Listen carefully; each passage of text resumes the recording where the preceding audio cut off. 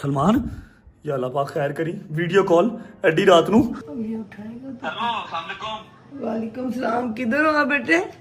تے میری ماں ہے اسلام آباد ہوں. کیا ہوا؟ گھر کب آنا آپ نے؟ اب گھر آ اب گھر آ جاؤ بیٹے جلدی جلدی. ہوا کیا؟ بیٹی وہ جو بچہ بیمار تھا جیسے کیا ہوا؟ وہ جو بچہ بیمار تھا نا سید بچہ ہیں؟ وہ جو سید بچہ بیمار تھا آپ نے اس کی تصویر بھی دکھائی تھی سب کو. پرسوں وہ بچہ بیچارہ نہیں رہا بیٹے. کیا ہوا؟ وہ بچہ نہیں رہا بیچارہ.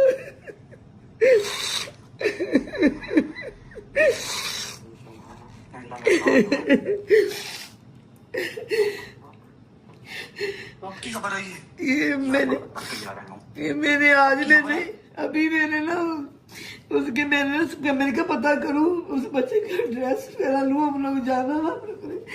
اس کے باپ نے اس کی پکچر بھیجی ہے اشارے کے ساتھ اس کا میسج بھی آیا اس کے باپ. میں آپ کو سلمان سے بات کرو. جی بھائی. کیا ہوا؟